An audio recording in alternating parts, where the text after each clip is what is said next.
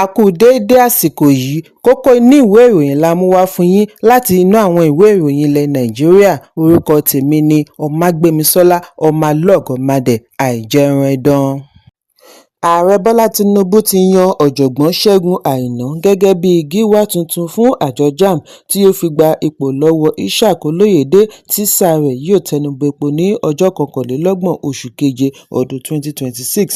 Ìyànsípò yìí ni wọ́n kéde nínú àtẹ̀jáde àná láti ọwọ́ amúgbálẹ́gbẹ̀ẹ́ ààrẹ lórí ìròyìn àti ọgbọ́n inú Báyọ̀ Ọ̀nànúgà. Àtẹ̀jáde ọ̀hún ṣàlàyé wípé Àìná jẹ́ ọ̀jọ̀gbọ́n lórí ìmọ̀ ẹ̀rọ kọ̀m̀pútà láti Ifásitì Ọbáfẹ́mi Awólọ́wọ̀ Ilé-Ifẹ̀ tí ó tún wá dá dúró expertise lórí digital infrastructure, national examination systems and institutional reforms. Ọ̀jọ̀gbọ́n Àìná tí yóò pé ẹni 40 ọdún nínú oṣù Kejìlá jẹ́ onímọ̀ ẹ̀rọ ìjìnlẹ̀ tí ìrírí rẹ̀ kún. Àtẹ̀jáde ọ̀hún fi kún wípé ó ní ìrírí tí ó lé lọ́dún 15 lórí bí ó ti ń gba ìjọba àpapọ̀ àti ìpínlẹ̀ nímọ̀ràn lórí ìmọ̀ ẹ̀rọ, àtúpalẹ̀ ilé-iṣẹ́ àti àgbékalẹ̀ ètò. Wọ́n ṣe àpèjúwe rẹ̀ ní ọ̀kan lára àwọn ọ̀jọ̀gbọ́n Nàìjíríà tí ọjọ́ orí rẹ̀ kéré jùlọ nínú ìmọ̀ ẹ̀rọ kọ̀m̀pútà, bí wọ́n ti fìdí ẹ̀ múlẹ̀ wípé òun ni yóò di gíwá àjọ JAMB tí ọjọ́ orí rẹ̀ kéré jùlọ nínú ìtàn. Tinubu wá fi ìgboyà rẹ̀ hàn wípé gíwá tuntun yìí yóò ṣe àmúlò ìrírí rẹ̀ láti mú ìdàgbàsókè àti àṣeyọrí lékún sí àkọọ́lẹ̀ ìjọba Olóyèdé. Ẹ̀kúnrẹ́rẹ́ ìròyìn wà nínú ìwé ìròyìn Punch tó jáde lónìí. Síwájú ìdìbò gbogbogbò ọdún 2027, ọkàn àwọn ẹgbẹ́ òṣèlú ti balẹ̀ lẹ́yìn tí Ilé-ẹjọ́ Gíga ìlú Àbújá wọ́gi lé gbèdéke tí àjọ elétò ìdìbò INEC fún ẹgbẹ́ òṣèlú láti fi ṣètò ìdìbò abẹ́lé àti ìyànsípò olùdíje. Níbi ìdájọ́ tí adájọ́ Mohammed Umar gbé kalẹ̀ ni wọ́n ti wọ́gi lé ọjọ́ 10 oṣù karùn-ún tí INEC ṣe àgbékalẹ̀ láti fi kànńpá fún ẹgbẹ́ òṣèlú láti ṣe àgbékalẹ̀ àkọọ́lẹ̀ orúkọ àti dátábèsì gbogbo ọmọ ẹgbẹ́ wọn gẹ́gẹ́ bí ìdíwọ̀n àti pegedé àti kópa nínú ìdìbò gbogbogbò tó ń bọ̀ lọ́nà.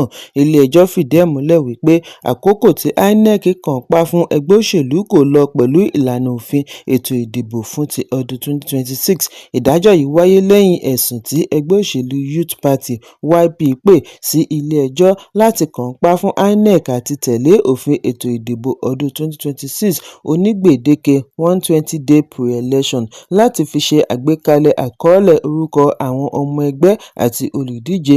Bí ó tilẹ̀ jẹ́ wípé ọjọ́rú ni wọ́n gbé ìdájọ́ yìí kalẹ̀, ọjọ́bọ̀ ni wọ́n tó ṣe àfihàn Certified True Copy (CTC).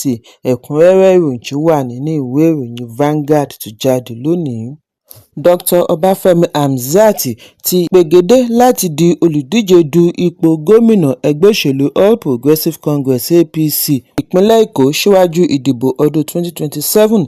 Lẹ́yìn ìdìbò abẹ́lé tí ó wáyé lánàá káàkiri ìpínlẹ̀ Èkó, Hamzat tó ń sìn lọ́wọ́ gẹ́gẹ́ bí igbákejì gómìnà lábẹ́ Babájídé Sanwó-Olú gbóríyìn fún ètò bí ó ti ṣe àpèjúwe rẹ̀ ní èyí tí ó rọrùn tí gbogbo ètò rẹ̀ sì hàn lójú gbogbo ènìyàn transparent, tí ó ṣe àpẹẹrẹ ìjọba tiwantiwa láàrin ẹgbẹ́ APC.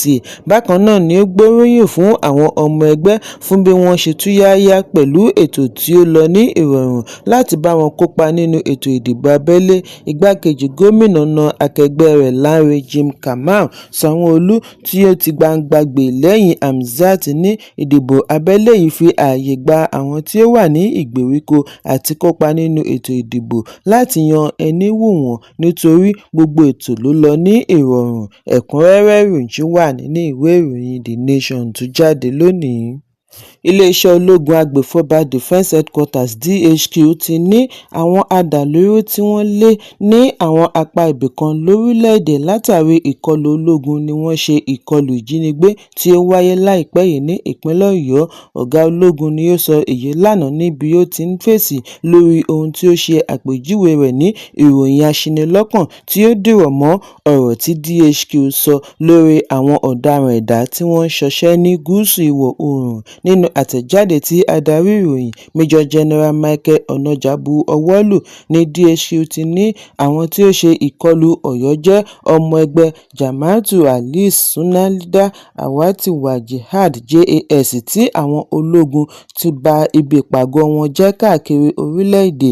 DHQ ṣẹ́ wípé àwọn kò pe àwọn wọ̀nyí ní adàlúrú lásán tó ń ṣọṣẹ́ ní gúúsù ìwọ̀ oòrùn. Wọ́n ní DHQ kò fi ìgbà kankan pe apanijayé ní ọ̀daràn lásán.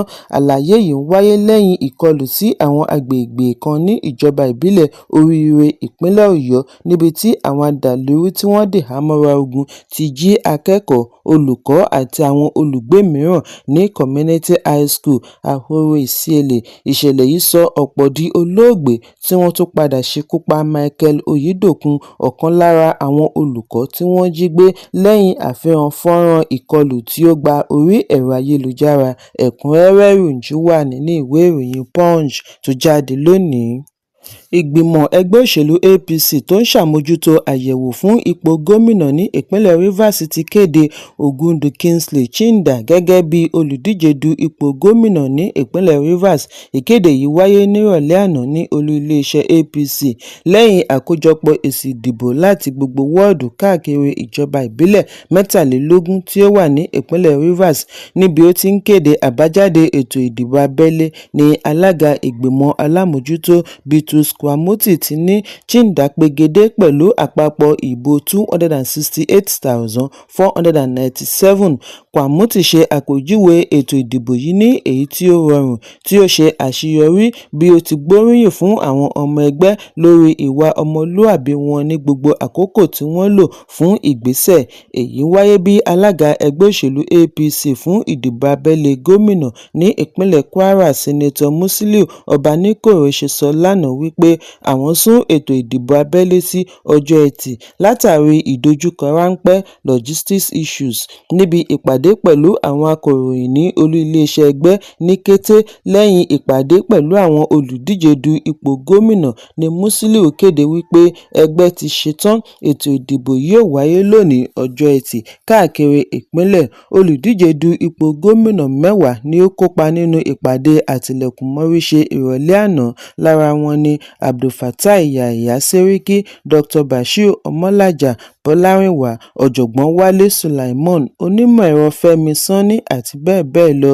Ọbaníkòró wá ké sí gbogbo olùdíje wọ̀nyí kí wọ́n rí àṣeyọrí ẹnikẹ́ni láàrin wọn gẹ́gẹ́ bí àṣeyọrí ẹgbẹ́, kí ẹnikẹ́ni má mú àṣeyọrí ọmọ ẹgbẹ́ rẹ̀ ní ìtakò sí ìmọ̀tara rẹ̀ nítorí àṣeyọrí ẹgbẹ́ ni ó ṣe kókó jùlọ. Ẹ̀kúnrẹ́rẹ́ ìròyìn wà nínú ìwé ìròyìn Daily Post tó jáde lónìí. Kọmíṣánná fún Iṣẹ́, Ojúnà Ìgbèríko àti Ìròyìn Ará Ìlú ní ìpínlẹ̀ Delta Charles Aniagu ti sọ lánàá wípé Ned Nwoko pàdánù ìdìbò abẹ́lé ẹgbẹ́ APC sí ọwọ́ gómìnà àná fún ìpínlẹ̀ Delta Ifeanyi Okonwa látàrí ẹ̀sùn wípé wọn kò mọ̀ láàrin ìlú. Aniagu ní Nwoko kọ̀ àti kó àwọn adarí olóṣèlú mọ́ra káàkiri wọ́ọ̀dù 118 tí ó wà ní Delta North Senatorial District láti béèrè fún àtìlẹ́yìn wọn síwájú ìdìbò abẹ́lé. Níbi ìfọ̀rọ̀wánilẹ́nuwò pẹ̀lú Channels Television ni kọmíṣánná ti ní gbogbo ìgbà ni Okowa ní ìjíròrò ojúkorojú pẹ̀lú àwọn adarí káàkiri ìjọba ìbílẹ̀ 9 tí ó wà ní dísítírìtì, ṣùgbọ́n tí Nwoko jókòó kalẹ̀ sí Àbújá.